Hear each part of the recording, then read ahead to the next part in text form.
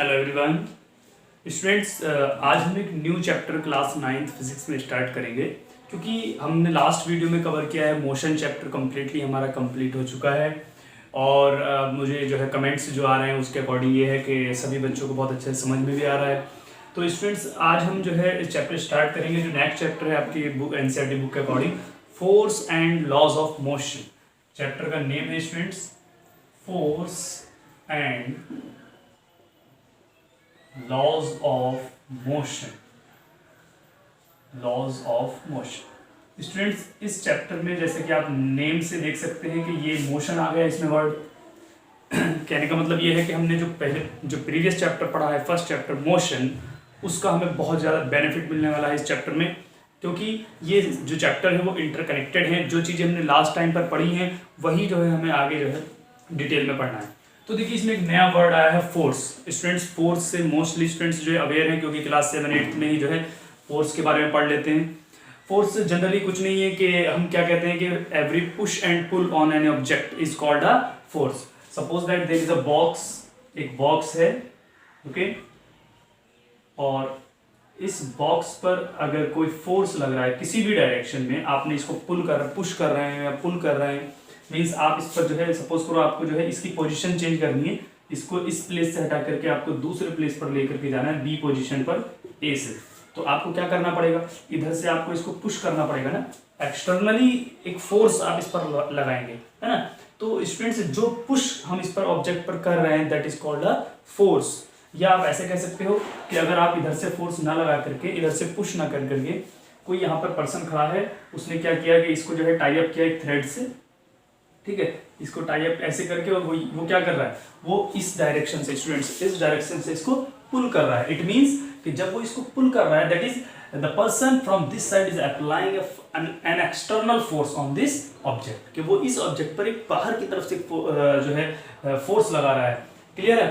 तो students every push and pull, ये दो वर्ड याद रखना, push and pull on any object in any direction is called force, and it is represented by capital F। Force को capital F से represent करते हैं और इट्स यूनिट इज, इसकी जो यूनिट है वो क्या है, न्यूटन। इसकी यूनिट क्या है, फोर्स की न्यूटन। न्यूटन ने अपने नेम पर जो है इसकी यूनिट को ड्राइव किया कि इसकी यूनिट जो होगी वो न्यूटन होगी, और न्यूटन को हम जनरली कैपिटल N से लिखते हैं। क्लियर। तो देखिए आपकी बुक के अकॉर्डिंग जो है हम स्टार्ट करेंगे, जिस तरह से इसमें जिस पैटर्न से जो टॉपिक्स इसमें गिवन है उसी तरह से यहाँ पर कंटिन्यू करेंगे स्टूडेंट्स। तो फोर्स की डेफिनेशन तो आई होप सभी को क्लियर हो गया होगा कि every push and pull on any object in any direction is called force. It is represented by capital F and its SI unit standard system. Okay, standard system में जो है इसकी यूनिट क्या है, न्यूटन है। क्लियर। वैसे तो आप न्यूटन को जो है किलोग्राम मीटर पर सेकंड स्क्वायर भी लिखते हैं, किलोग्राम मीटर पर सेकंड स्क्वायर। क्लियर। लेकिन फिलहाल आप जो है यहाँ पर न्यूटन का ध्यान रखेंगे, क्योंकि ऐसा यूनिट ही जनरली पूछी जाती है। इसके बाद देखिए फोर्स आपको क्लियर हो गया होगा, फोर्स में बहुत ज़्यादा कुछ एक्सप्लेन करने की जरूरत नहीं थी। तो हम यहाँ पर पढ़ेंगे types of forces. Okay students, types of forces, types of forces. तो देखिए जैसे कि अभी फोर्स में हमने आपको बताया कि force is nothing but the push and pull on any object. अब देखो स्टूडेंट्स, आपने जनरली देखा होगा कि अगर कोई एक जो है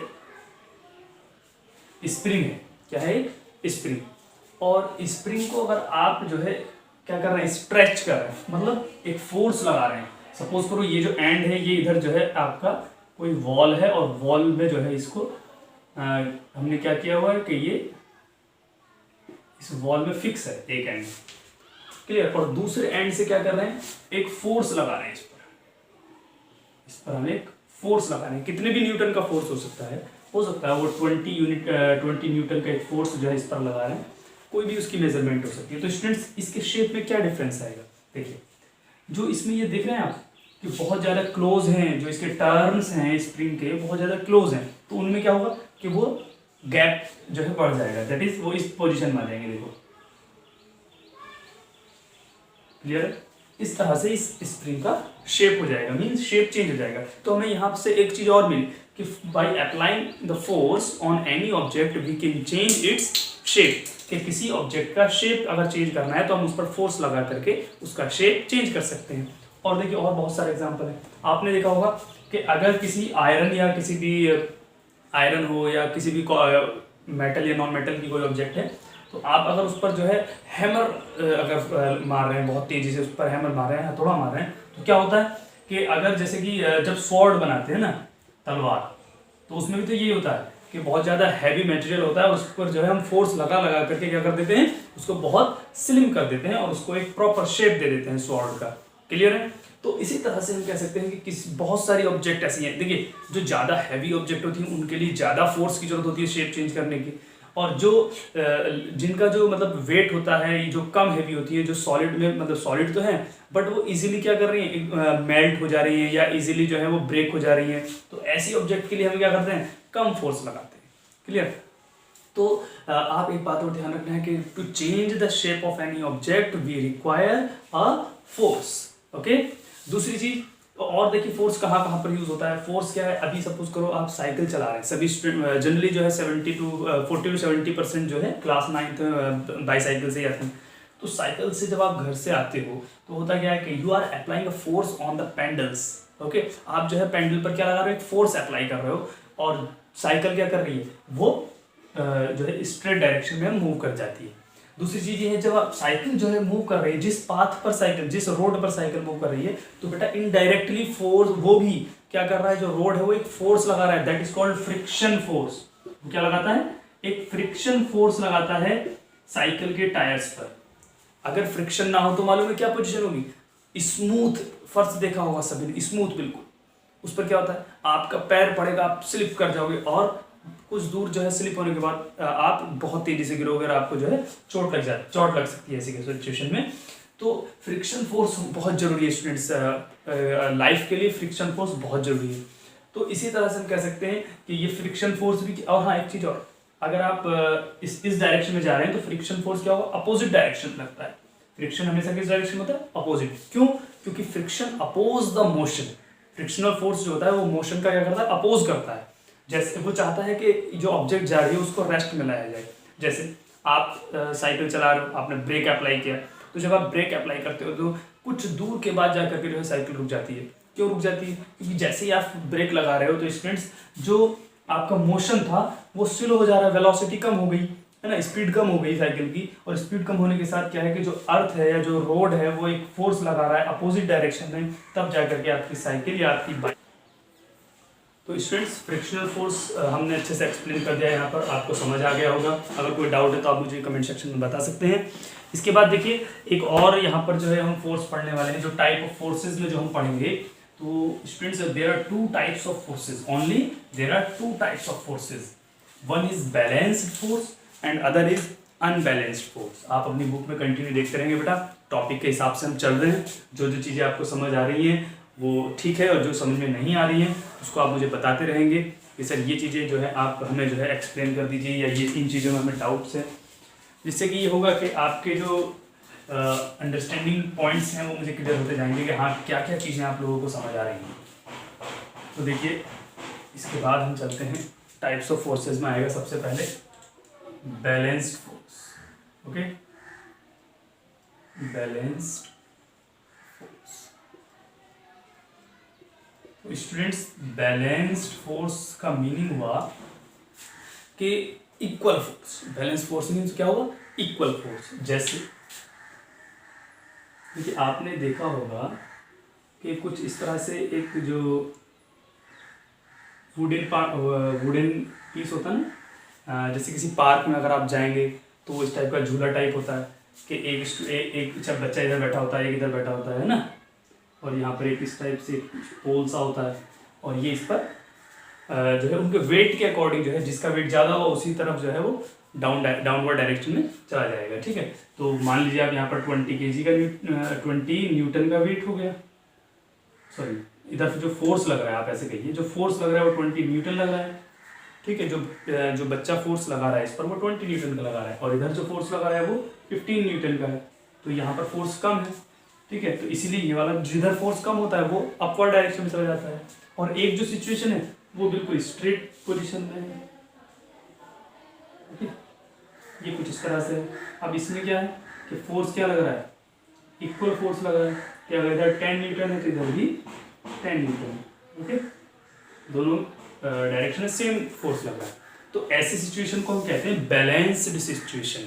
बैलेंस सिचुएशन और कहाँ कहाँ पर आप देख सकते हैं, जैसे शॉपकीपर के पास आप जाएंगे तो अब तो इलेक्ट्रॉनिक जो है वो आ गए हैं, जो कोई भी जो है आप सामान लेने जा रहे हैं उसको मेज़र करने के लिए, तो इलेक्ट्रॉनिक चीज़ें आ गई है। बट पहले क्या था, और अभी भी कुछ जगह पर आपको मिल जाएगा, सब्जी वाले के पास मिलेगी, तो तराजू होती है ना, तो तराजू में क्या होता है कि एक साइड जो है वो जो भी आप सामान परचेज कर रहे हैं वो रखा जाता है, दूसरी तरफ वो जो वेट है 1 kg, हाफ kg या 2 kg वो रख देता है। तो वो क्या करता है कि वो बैलेंस करता है, दोनों साइड देखता है कि हाँ ये दोनों पडले जो है वो सेम है या नहीं है, तो वो इक्वल हो जाए, मीन्स कि दोनों साइड क्या होना चाहिए, इक्वल वेट हो जाना चाहिए। तो स्टूडेंट्स बैलेंस फोर्स से मीनिंग ये हुआ कि when the two forces applied in opposite direction are equal in magnitude, in magnitude कहो या आप यहाँ पर डायरेक्शन का पहले ही बता चुके हैं तो वो लिखने की जरूरत नहीं है कि when the two forces applied in opposite direction are equal then they are called balanced force.